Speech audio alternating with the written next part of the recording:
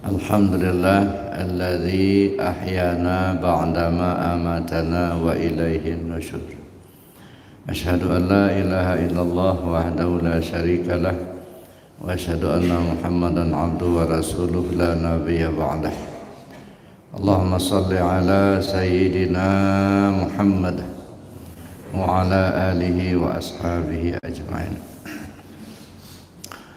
Yang saya hormati Bapak Pengurus Masjid Al-Iman, Nurul Iman, serta bapak-bapak para penesepuh, bapak ibu para jamaah rahimakumullah. Alhamdulillah pagi ini kita melanjutkan materi kajian kita di tasawuf. Sebagaimana yang kita ketahui bahwa dalam Islam itu kita mengenal ada Islam, iman, dan ihsan. Islam itu aturan. Kalau ibarat kulit, ibarat buah, kulit isi rasa. Jadi kulit membungkus isi, isi menyimpan rasa. Jadi bagi yang paham, sudah barang tentu dia akan mengkaji ilmu tasawuf. Nah, tadi Pak Protokol bilang ya sekarang sudah mulai dirasakan. Kalau dulu orang ketakutan belajar tasawuf itu. Kenapa takut? Karena yang terekam dalam memori pikiran kita itu hanya dua. Pertama gila, yang kedua bid'ah. Jadi orang akan takut belajar tasawuf. Kalau belajar tasawuf nanti gila nanti. Atau bid'ah, kalau bid'ah dalalah masuk neraka. Udah capek-capek belajar, buang waktu, gila pula. Udah akhirat masuk neraka. Nah, tapi alhamdulillah sekarang pemikiran itu sudah kita buang. Sebab itu sisa-sisa pemikiran senokokranya untuk menjauhkan umat Islam dari tasawuf. Nah, sekarang kita sudah mulai berpikir isi daripada agama kita ini di samping syariat itu ada akidah. Ya. Jadi seperti tadi ada Islam, iman, dan ihsan. Ya. Kalau Islam itu ibarat kulit, iman itu ibarat isi, ihsan itu ibarat rasa. Jadi kulit membungkus isi, isi menyimpan rasa. Akan tidak terasa nikmat kalau hanya ada kulit saja. Ya. Kalau makan kulitnya kan nggak enak. Mendingan kalau kulit apel, kulit durian dimakan, bisa bengkak-bengkak. Nah, ada kulit, ada isi, tapi nggak ada rasa, nggak nikmat juga. Tapi ada kulit, ada isi, ada rasa. Nah, di rasa itulah sebenarnya kita merasa nikmat. Makanya saya bilang tempo hari, ibarat kita beli durian, sebenarnya yang kita beli itu rasa. Cuman rasa itu tidak akan kita dapatkan kalau kita tidak beli kulitnya, isinya, nah baru mendapatkan rasa. Alhamdulillah, ya sekarang kita sudah mulai bergeser pemahaman kita, bukan lagi suatu kewajiban belajar tasawuf ini. Ya, jadi mengamalkan tasawuf atau belajar tasawuf bukan suatu kewajiban lagi, tapi sudah menjadi suatu kebutuhan. Jadi kita butuh, ya. Maka tidak heran kalau sekarang ini alhamdulillah sudah mulai orang berlomba-lomba untuk mengkaji ilmu tasawuf. Sebab sama-sama butuh. Bicara masalah tasawuf ini dari awal sudah kita bincangkan, ada sifatnya amaliyah, ada sifatnya ilmiah. Atau yang dikenal ada tasawuf amali, ada tasawuf nazari. Kalau tasawuf amali itu ilmu tarekat. Kalau tasawuf nazari itu ilmu ma'rifat. Nah, keduanya ini tidak bisa ditinggalkan salah satu. Ada orang kencang di bidang amaliyah zikirnya, tapi lemah di bidang ilmiahnya.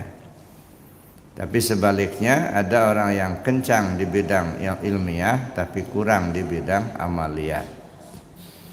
Kalau orang kencang di bidang amaliyah, tapi kurang memahami arah, ini ibarat orang berjalan tak tahu arah.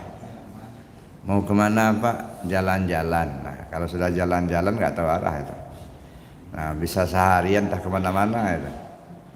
Nah, jangan sampai kita seperti itu. Ibarat berkata orang, ya habis masa, habis minyak. Apalagi kita bawa mobil di jalan. Nah, kita lihat ampernya. Kalau kira-kira bensinnya itu tinggal satu garis lagi, udahlah. Janganlah jalan-jalan terus di jalan raya itu. Cepat-cepat cari terminal.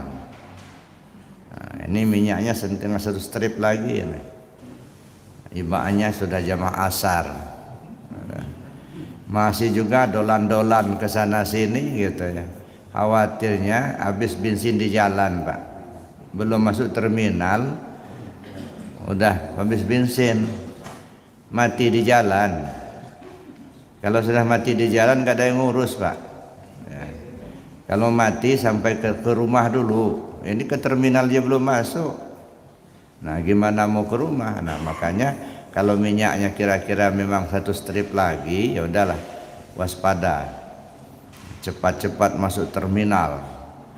Kalau sudah masuk terminal, nah kita agak enak, kita mau kemana terserah.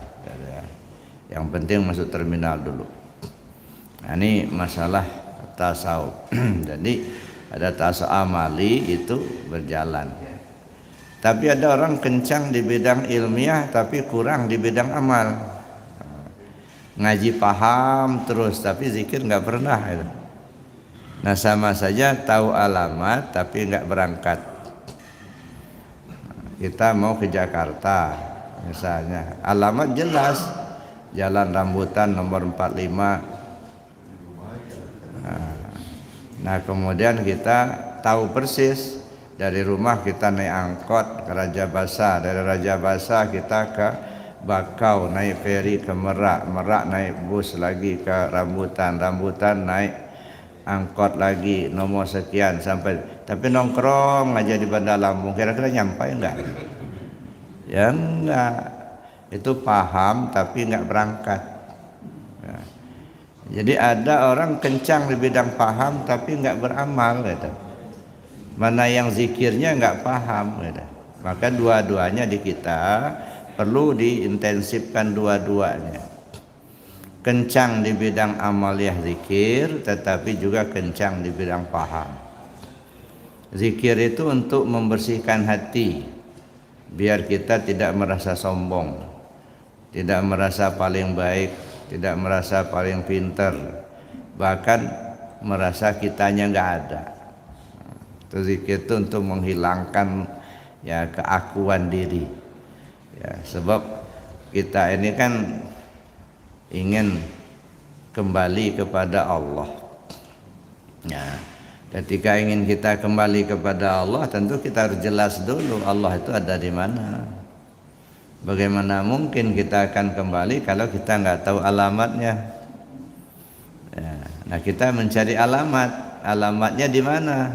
Padahal Allah itu laisa kamitslihi syai'un. Jadi satu konsep dasar ketika kita bicara tentang ketuhanan itu adalah laisa kamitslihi syai'un. Allah itu tidak dapat diumpamakan dengan sesuatu apapun. Dan Allah itu ghaibul ghuyub, maha ghaib. Walam yakul lahu kufuwan ahad. Allah itu tidak ada yang menyerupainya, tidak ada yang menyamainya. Nah, tapi mesti kita pahami untuk apa? Supaya kita tahu arah kemana.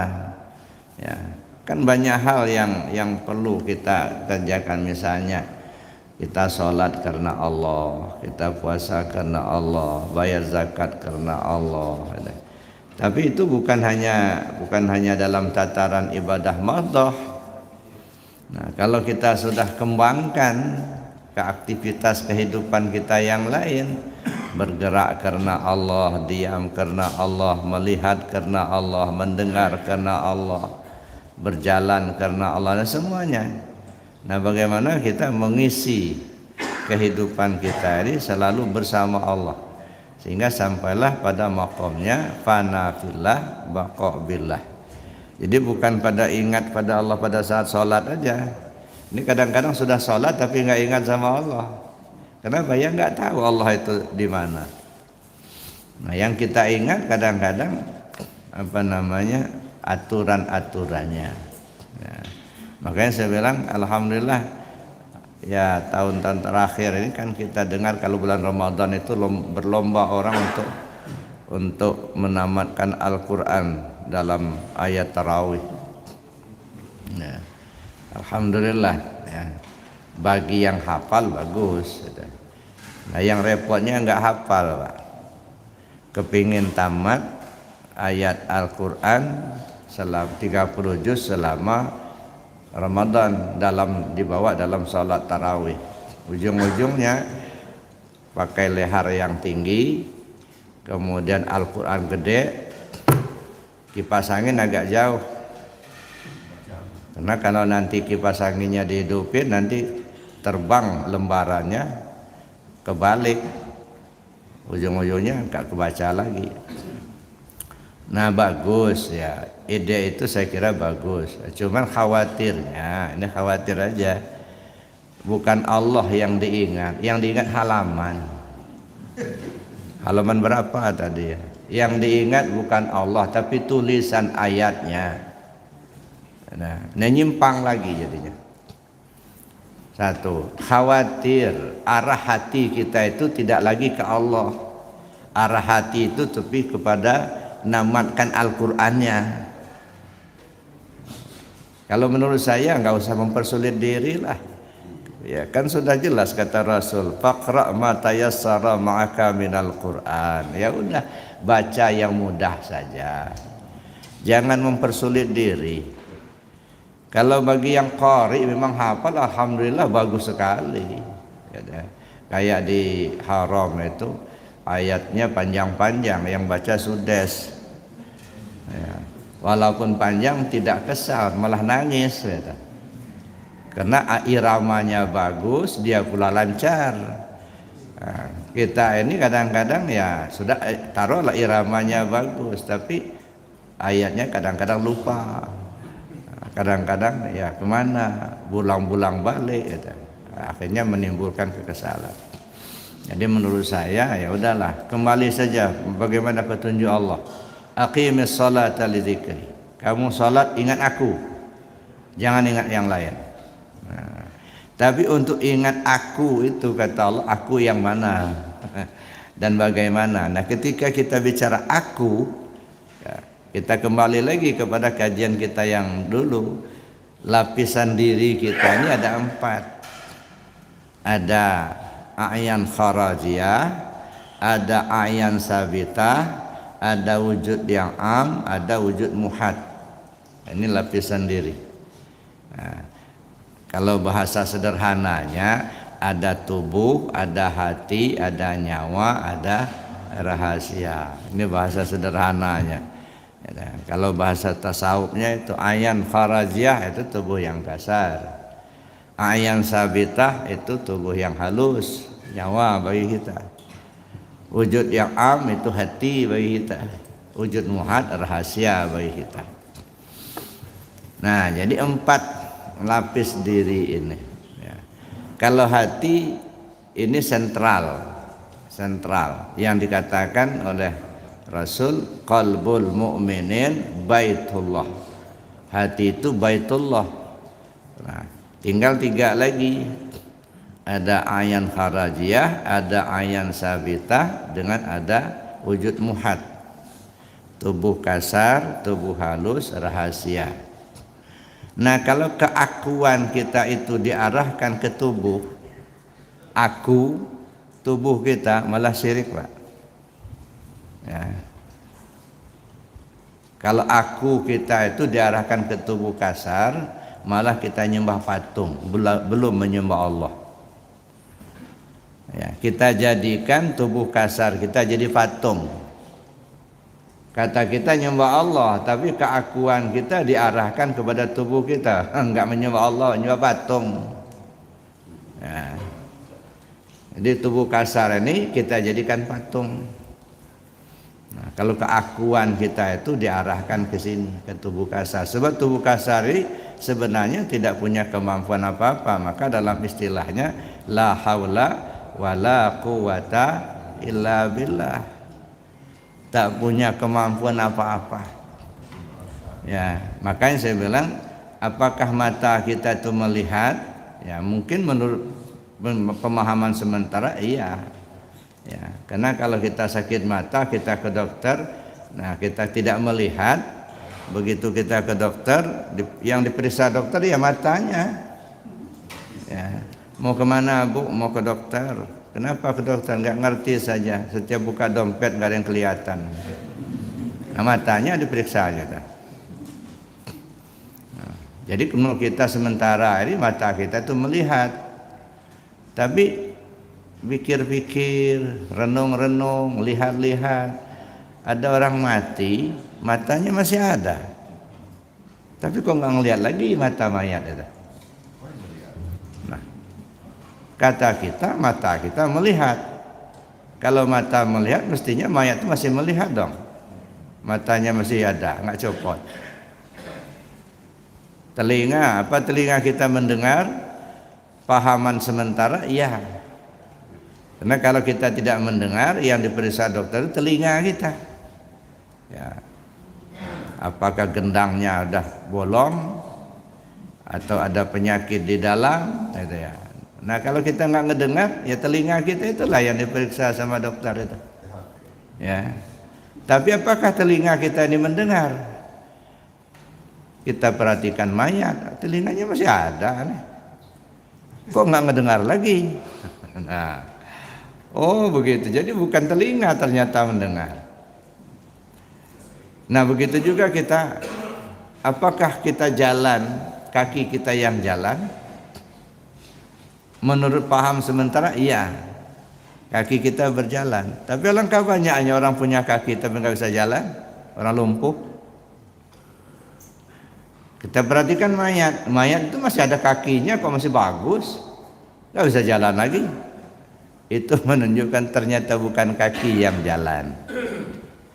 Nah, makanya saya katakan patung tadi, ya, karena dia tidak punya kemampuan yang sesungguhnya. La haula wala quwata illa billah. Ya, jadi kalau akunya kita itu kita arahkan ke tubuh kita, inilah aku, akunya itu tubuh kita, ya nih patung, Pak. Ya. Sekarang kita naik, ya. Dinaikkan setingkat. Ternyata tubuh ini nggak bisa berbuat apa-apa.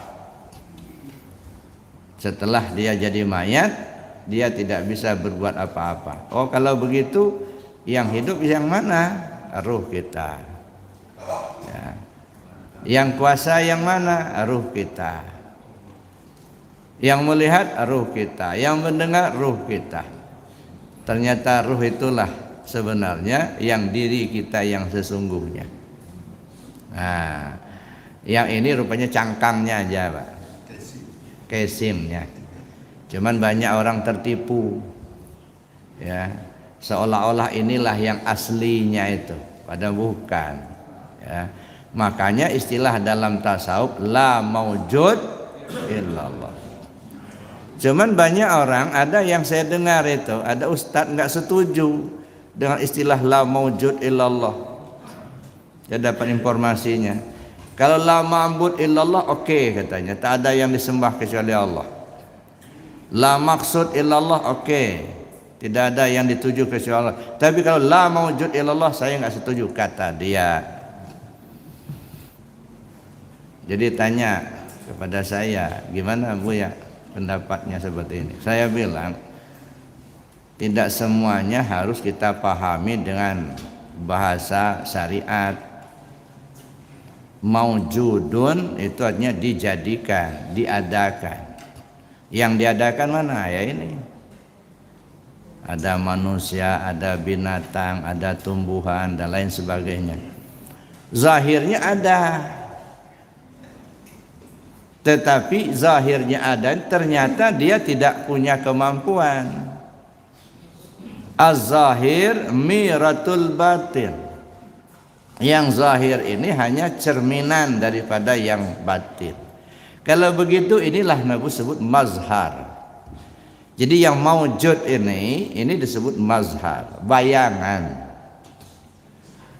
Nah kalau bayangan, nah ini Pak. Nah ini aslinya. Nah ini bayangan. Bayangan ini sebenarnya nggak ada. Yang ada itu justru yang punya bayang-bayang.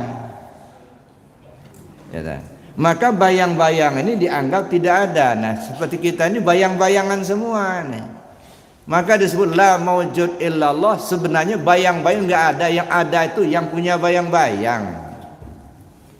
Jadi jangan dipahami dengan bahasa tidak ada yang dijadikan kecuali Allah yang dijadikan. Bukan begitu. Ini bahasa hakikat, bahasa tasawuf. Maujudun dijadikan, yang dijadikan zahir. Kita memandang yang zahir ini ada, sebenarnya yang zahir ini tidak ada. Kenapa tidak ada? Karena ini adalah bayang-bayang. Bayang-bayang dari siapa? Bayang-bayang dari yang empunya bayang-bayang. Siapa yang empunya bayang-bayang? Kalau tubuh bayang-bayang daripada ruhani kita, maka tubuh tidak ada sebenarnya, yang ada ruhani.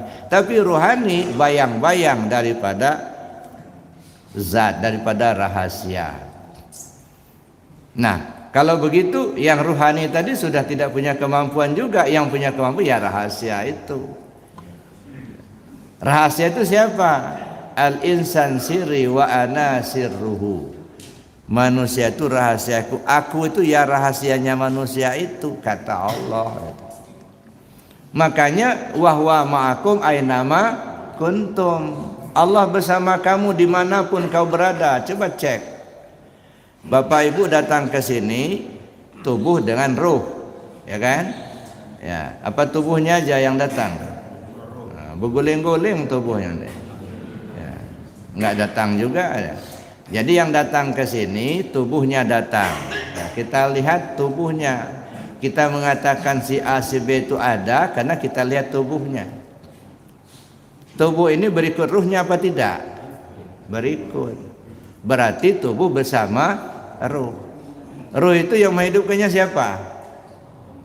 Rahasia. Berarti ruh itu punya rahasia. Yang menghidupkan ruh itu rahasia. Rahasia itu siapa? Allah. Kalau begitu kita ini bersama Allah enggak? Ya bersama Allah. Tidak bersama Allah kita kalau kita tidak tahu dengan Allah, kita tidak ingat dengan Allah. Kapan kita dekat dengan Allah? Ketika kita ingat. Kapan kita jauh? Ketika lupa. Jadi jauh dan dekat kita dengan Allah itu ingat dan lupa. Ingat Allah tanda dekat, lupa kita sama Allah tanda jauh. Tapi kalau Allahnya enggak pernah jauh dari kita, enggak. Nahnu aqrabu min hablil warid. Kami terlebih hampir dari urat nadimu. Allah selalu bersama kita. Cuma kitanya yang kadang-kadang dekat, kadang-kadang jauh. Ketika ingat Allah tanda dekat, ketika lupa sama Allah kita tanda jauh. Idza dzakartani syakartani wa idza nasitani kafartani. Ketika kamu ingat aku, kata Allah, tanda kamu syukur. Tapi ketika kamu lupa aku, itu tanda kamu kufur. Nah, jadi kita ini sering masuk, ya, keluar masuk kufur. Kadang-kadang paginya iman, besoknya kufur, sorenya kufur. Ya. Kenapa? Nggak ingat Allah. Idza dzakartani syakartani. Apabila kamu ingat aku, tanda kamu bersyukur. Wa idza nasitani kafartani. Ketika kamu lupa aku, tanda kufur. Mana bukti? Mari kita lihat. Ini air.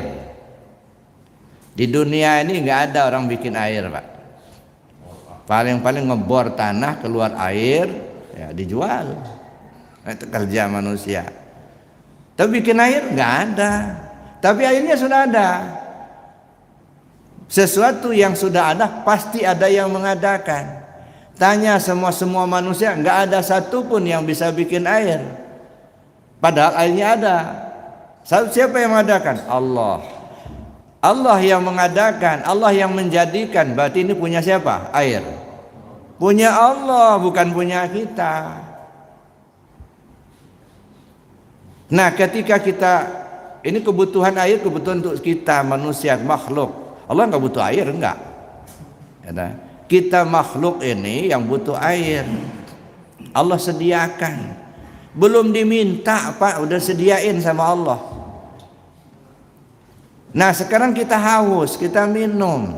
Begitu kita minum, ingat Allah enggak? Nah, ketika kita ingat, tanda kita izin, Pak, minta izin mau minum. Tapi begitu kita minum, enggak ingat Allah, maling. Tanda maling, makanya berdosa, Pak. Ya, kullu amrin zibalin famabda bi bismillah fahuwa akhta. Segala sesuatu ada hikmahnya. Kalau dimulai tidak dengan bismillah, maka terputus. Terputus apa? Maling. Nyolong. Alangkah seringnya kita nyolong, Pak. Masya Allah. Habis satu gelas itu, satu botol habis. Ingat Allah enggak? Enggak. Maling. Oh iya, kita maling. Ya. Bikin kue. Yang kue ini ada yang bikin, Pak, ini enggak jadi sendiri, enggak. Datang ke depan ini saja ada yang ngantar ini. Dia enggak bisa jalan sendiri, enggak. Begitu kita makan, ingat Allah enggak? Enggak, maling lah. Ingat kita ke Allah, Allah Maha Kuasa. Allah gerakkan tangan orang bikin kue ini. Allah gerakkan orang mengantarkan kue ke depan kita. Masya Allah, Pak. Kalau kita telusuri untuk minum seteguk air aja, biayanya mahal, Pak. Jangan dilihat hanya sebotol kecil air ini. Coba kita lihat, air ini dari mana? Taruhlah dari dalam tanah. Dibor. Berapa orang yang terlibat dengan bor? Barang bor itu, mesin bor itu. Mulai dari mengangkat besinya dari tanah, menambangnya, lalu kemudian mengolahnya, lalu kemudian menjadikannya besi, lalu diolah lagi menjadi mesin.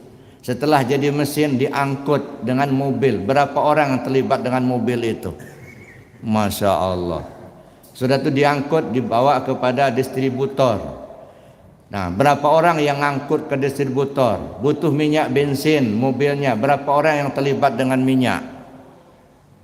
Datanglah ke distributor, dijual. Berapa orang yang mengedarkan? Kemudian datanglah kepada konsumen. Akhirnya kita dapatkan.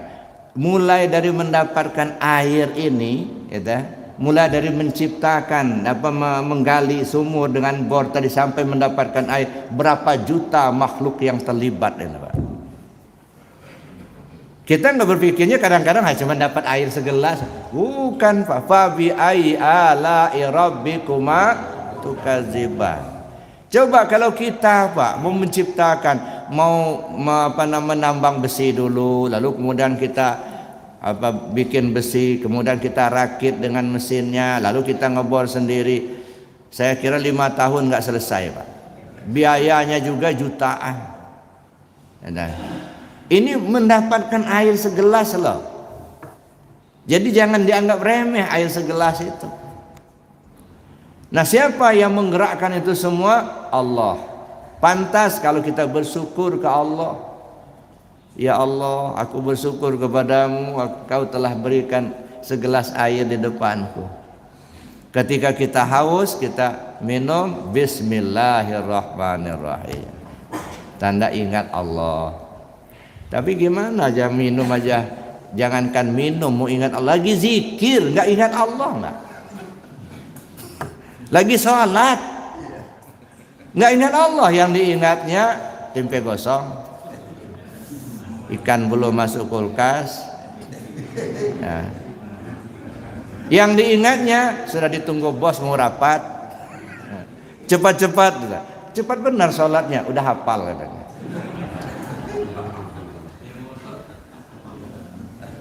Masya Allah, Bapak Ibu yang selamat. Zikir aja, ya ada beberapa tingkatan. Ada orang lalai zikir. Orang lalai zikir itu apa? Nggak mau zikir. Udah dikasih tahu ini ayatnya, ini hadisnya, ini manfaatnya, ini tujuannya, masih juga nggak mau, bebel bener. Keras betul hatinya itu. Udah disuruh zikir, udah talqin zikir, nggak juga mau. Masya Allah, mau bagaimana lagi gitu ya. Jadi betul-betul kalau bukan karena kehendak Allah nggak mungkin, Pak. Ya dah. Maka saya katakan orang mendapatkan zikir itu dikatakan mahal, sangat mahal, dikatakan murah, sangat murah. Banyak orang punya duit miliaran tapi belum mendapat zikir, Pak. Artinya kalau dibeli miliaran punya duit ya, tapi nggak dapat. Ada orang nggak punya duit tapi dapat, kata. Ya, nggak pakai duit udah dapat zikir. Tergerak hatinya belajar. Jadi yang mahal itu bukan duit, bukan ongkos. Yang mahal itu maunya hati kita itulah. Mau hati belajar, mau hati mengamalkan. Itu yang mahal. Kalau nggak mau, biar dibayar miliar, nggak mau, bisa bertengkar dia. Ya, tahan dia berbacok daripada mau zikir. Ada dulu Pak, datang menghadap ke saya, Buya, mohon maaf, saya mungkin istirahat dulu zikirnya. Nah, kenapa saya bilang? Kenapa istirahat zikir? Kalau saya nggak masalah, saya ingin tahu aja. Kenapa istirahat zikirnya? Bukan, saya diultimatum sama istri saya. Kamu mau pilih zikir, mau pilih saya. Nah, gawat ini. Daripada saya ribut sama istrinya, biar istirahat dulu zikirnya. Masya Allah. Diultimatum karena suaminya itu rajin zikir, ataman barang. Rupa istrinya nggak setuju. Kamu pilih saya, mau pilih zikir katanya. Kamu mesti pilih zikir, ceraikan saya katanya. Astagfirullahaladzim. ini orang lalai zikir. Nah yang kedua ada yang orang zikir lalai. Udah zikir cuma lalai. La ilaha illallah kata mulutnya, tapi hatinya bukan Allah yang dia ingat. La ilaha illallah, la ilaha illallah. Mudah-mudahan bulan depan jabatan saya naik. La ilaha illallah. Dagangnya laris, la ilaha illallah. Tanah saya laku, la ilaha illallah. Masya Allah. Ini mulutnya ngomong la ilaha, tapi hatinya enggak ke Allah. Zahirnya salat, zahirnya takbir al-fatihah dibaca, ruku'in, tidak sujud, cuman zahirnya di sininya. Nah, entah kemana-mana ada. Ya. Fawailul lil musallin. Nauzubillah. Nah, ini namanya orang zikir lalai. Tapi lumayanlah daripada pertama. Udah zikir cuma lalai. Nah, dengan kita belajar, kita dengar, kita bertanya, pahamlah kita, naiklah ke paham kita, zikir ingat. Nah, mulai naik ke zikir ingat. Kita zikir ingat ke Allah. La ilaha illallah. Mulut ngomong tapi hati ngerti tentang Allah, ingat ke Allah. Makanya jangan heran Pak, kalau orang berzikir dengan la ilaha illallah nggak terasa air mata menetes. Kadang-kadang terseduh-sedan nangis.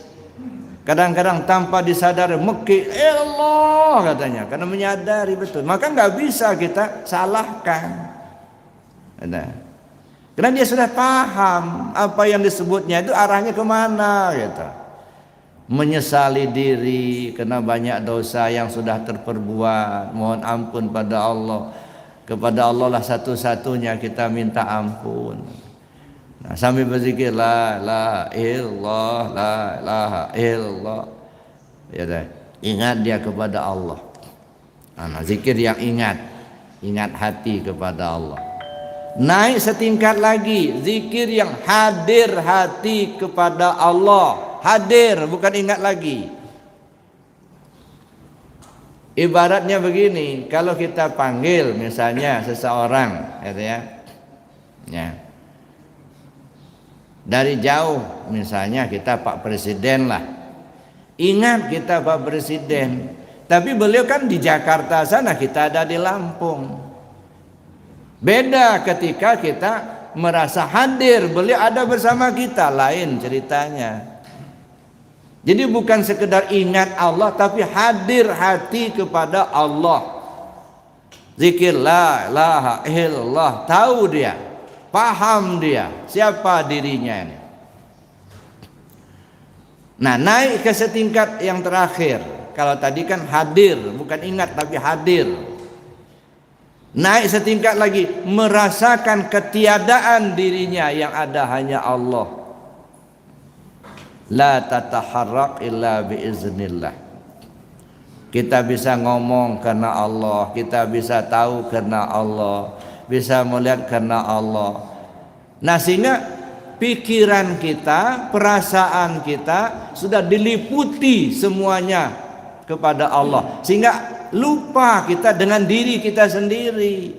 Yang kita ingat cuma Allah itulah. Dialah yang hidup, dialah yang tahu, dialah yang kuasa, dia yang kehendak, dia melihat, dia mendengar. Yang kita mana? Enggak ada. Saking asiknya dia memahami itu, merasakan itu, akhirnya kita lupa dengan diri kita sendiri. Nah, makanya belajar hakikat itu sampai ke tingkat kebingungan.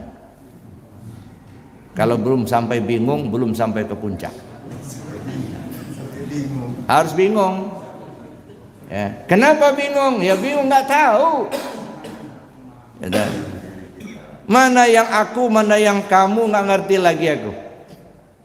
Kulihat di luar, kau di dalam, kulihat di dalam, kau di luar. Mana aku, mana kamu, nggak tahu aku. Nah, ini sampai ke tingkat fana fillah, baqa billah. Nah, kita ini baru nyebutin aja sudah nggak ingat, tapi masih syukur, masih kepingin nyebut, kata, daripada yang nggak mau sama sekali. Nah, oleh karena itulah Bapak Ibu yang saya hormati, berzikir itu untuk membenahi hati kita, membenahi rasa. Makanya saya bilang tempo hari, zikir itu ada zikir yang diucapkan, yang diperbuat itu zikir. Makanya disebut baca Quran. Itu alat untuk zikir, untuk ingat Allah. Salat disebut zikir. Kenapa? Dengan salat ingat Allah. Baca Quran zikir. Kenapa? Dengan baca Quran kita ingat Allah. Tapi ada orang yang zikir lalai tadi. Orang zikir tapi nggak ingat Allah. Dia baca Quran, bukan Allah yang diingatnya. Yang diingatnya apa? Pujian orang. Ayatnya pendek Pak, diulang sampai 5 kali diulang. Dengan irama yang berbagai macam, supaya apa? Menampilkan dia punya kemampuan. Lupa dia sama Allah. Ya, yang diingatnya siapa yang memuji saya. Ujungnya siapa yang ngasih amplop nanti. Nah, siapa nanti yang akan manggil saya lagi. Kesana pikirannya, ini lalai. Ini bukan zikir. Yang zikir itu ingatnya ke Allah. Baca Quran ingat Allah, gitu ya. Makanya ada ayat, ada hadis ya. Man qala la ilaha illallah akhiru kalamihi dakhala jannah. Siapa orang yang akhir kalamnya la ilallah masuk surga. Coba cari ayat atau hadis orang yang mati sedang sholat masuk surga. Atau hadis yang mengatakan sedang baca Al-Quran dia masuk surga.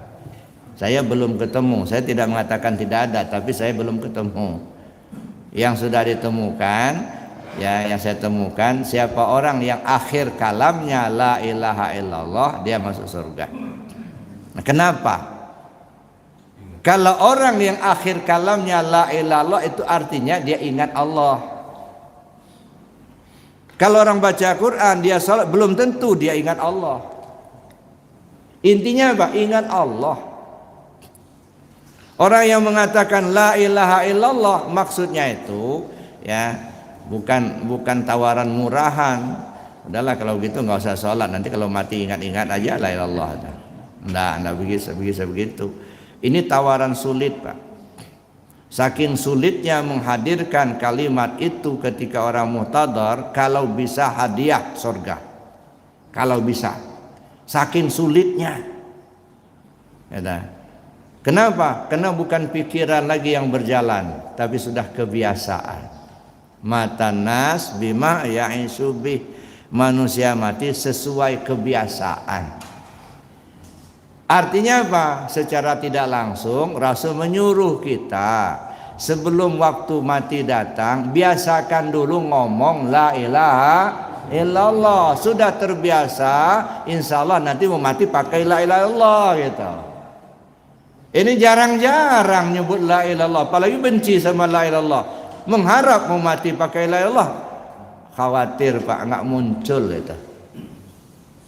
Karena Nabi sudah mengatakan matan nas bima ya'isu bih, manusia mati sesuai kebiasaan.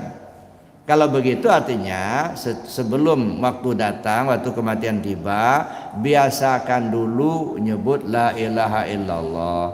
Kalau sudah terbiasa mulut ini nyebut la ilaha illallah, insya Allah ketika akan meninggal pun la ilaha illallah. Jangankan mau mati Pak, kita perhatikan aja lah. Ya, apa yang dibiasakan itu muncul. Kita jalan, tidak terak, kaki kita tertarung batu. Seleh kidah. Astanaga. Apa ini? Mikir mencari kamus itu astanaga itu apa? Enggak ketemu, Pak. Seleh kidah apa nih seleh kidah? Karena itu yang terbiasa. Yang biasa sehari-harinya itu omongan gitu.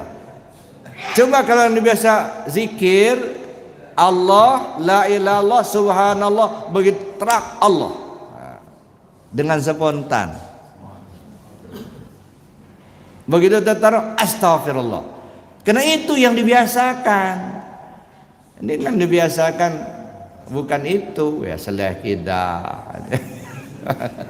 Astanaga. Apa ini astanaga? Udah buang-buang lah itu. Astanaga itu nggak perlu itu. Mungkin saya nggak tahu persis astanaga itu apa. Itu kan awal-awal mulanya Islam masuk ke negeri kita ini dulu, orang banyak beragama Hindu, Buddha, belum bisa bahasa Arab, Pak. Jadi orang Arab bicara astaghfiruka, nah mereka bilang astanaga. Aslinya astaghfiruka gitu. Ya. Tapi kena lidah ini nggak biasa, astanaga gitu. Seleh kidah, apa itu seleh kidah? Nggak ada artinya, tapi mungkin dulu belum biasa lidah nyebut itu ya. Itu orang Arab nyebutnya subhanallah. Nah, karena lidah kita nggak biasa, seleh kidah.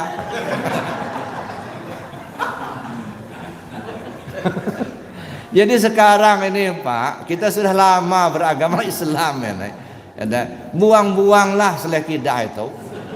Ya. Astanaga itu nggak usah dipakai lagi, ganti astaghfiruka. Jelas itu. Ya. Subhanallah itu. Masa seleh kidah. Masya Allah. Baik, Bapak Ibu yang saya hormati. Kembali kepada ini, zikir, ada zikir ya yang diingat, ada zikir hadir hati, kata. Ada zikir yang tenggelam dalam lautan ma'rifat, kata. Nah, untuk apa kita zikir? Tadi saya sebutkan untuk membenahi hati. Likulli sa'in siqalah wa siqalatul qalbi zikrullah. Nah, berzikir itu bisa dilakukan dengan sendirian, bisa berjamaah. Ya. Mau sendirian ya bagus itu ya.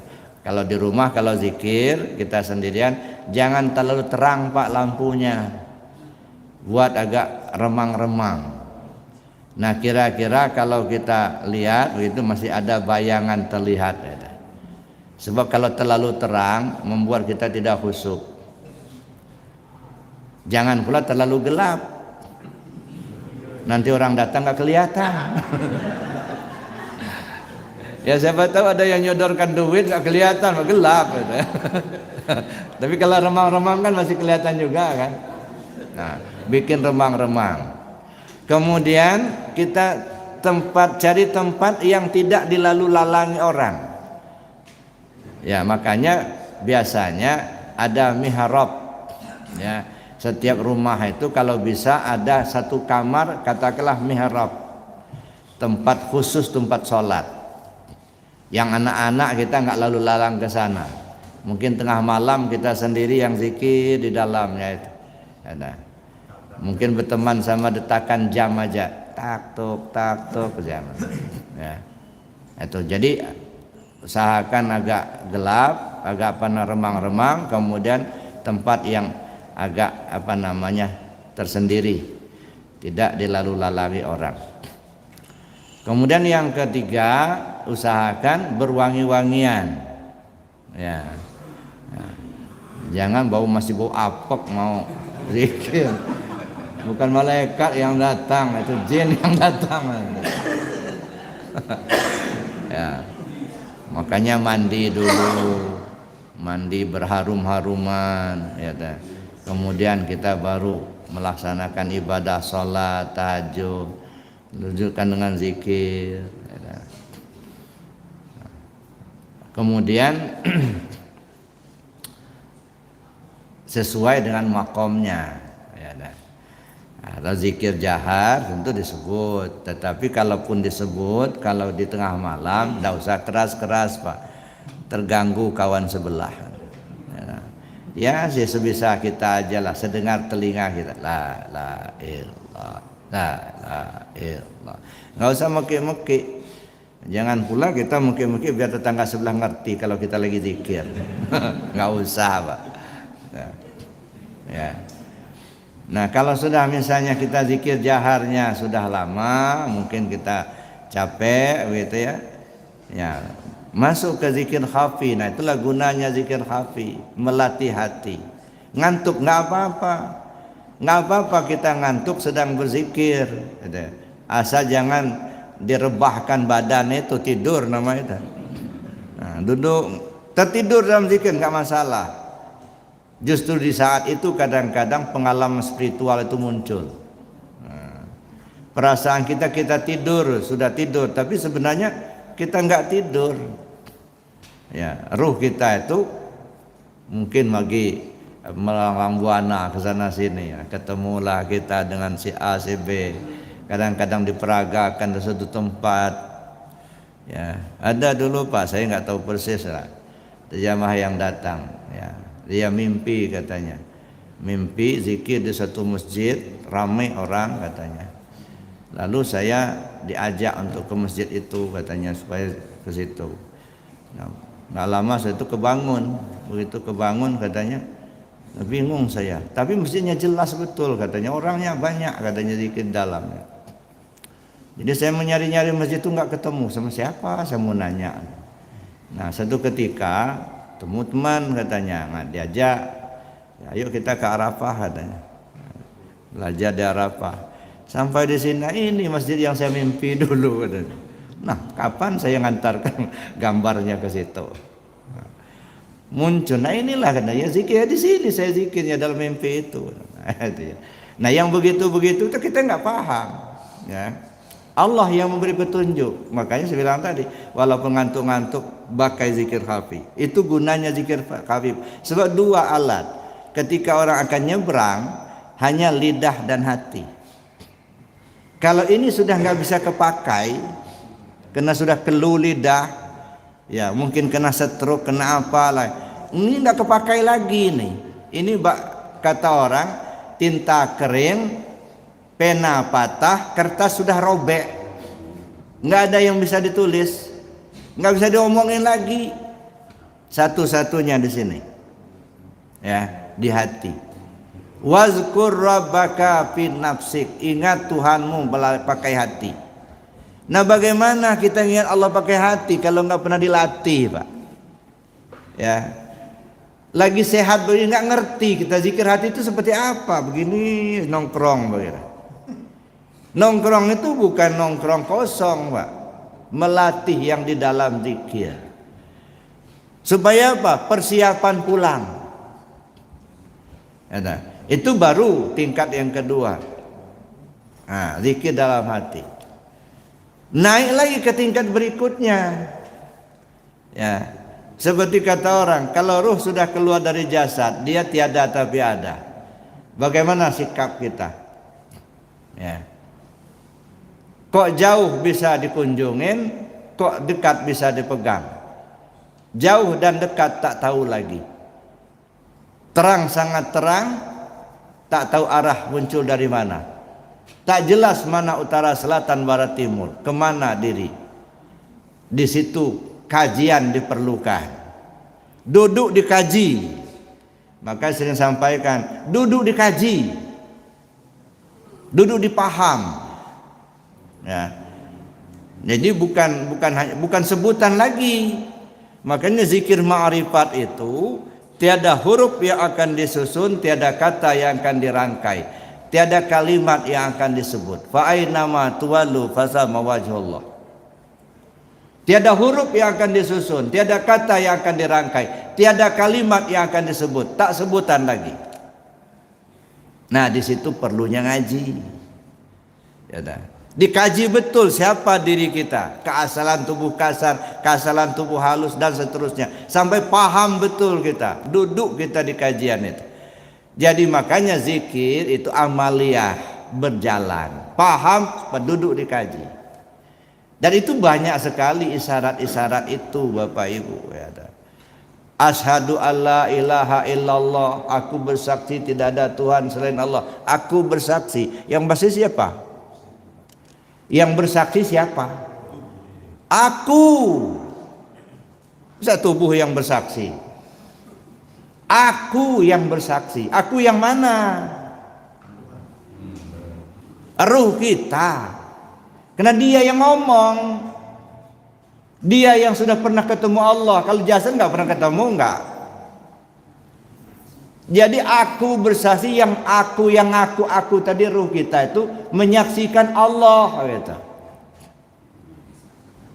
Jadi yang disaksikannya Allah, yang menyaksikan ruh kita. Yang jadi saksi siapa? Ya ini jasad ini yang jadi saksinya. Karena dia yang ngomong, mulut yang ngomong, mata yang mengantarkan supaya melihat, telinga yang mengantarkan supaya mendengar. Jadi yang bersaksi itu ruh kita, yang disaksikannya Allah, yang menjadi saksi jasad kita ini. Jadi bukan aku bersaksi akunya ke tubuh, bukan. Nah ini yang saya katakan perlu dikaji lebih jauh. Ya dah. Kira-kira kalau sampai di sini perlu ngaji apa enggak ya? Nah, sangat perlu. Ya. Jadi tidak cukup hanya beramal tapi tidak mengkaji, tapi tak cukup juga mengkaji saja tidak beramal. Rajin betul ikut pengajian tapi enggak pernah beramal, enggak pernah zikir. Ya dah. Paham betul alamat tapi enggak berangkat. Nggak nyampe. Nah, jadi Bapak Ibu yang saya hormati, saya kira itu diantaranya materi kita pagi ini, mudah-mudahan bisa dipahami dengan sempurna. Amin. Allahumma amin. Nah, sementara saya cukupkan demikian, mungkin kita lanjut tanya jawab. Saya akhiri dulu. Assalamualaikum warahmatullahi wabarakatuh.